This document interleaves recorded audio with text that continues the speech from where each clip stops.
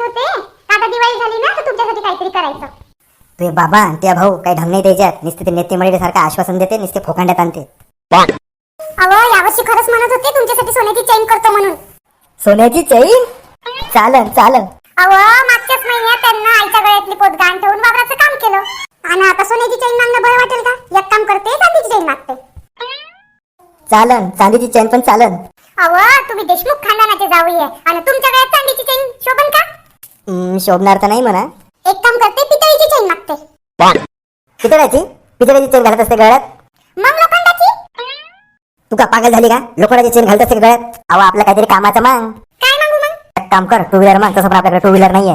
अहो तुम्ही देशमुख खानदानाचे जावई आहे, तुम्ही टू व्हीलर चालवताना बरं वाटेल का? एक काम कर, 4 चाकी माग.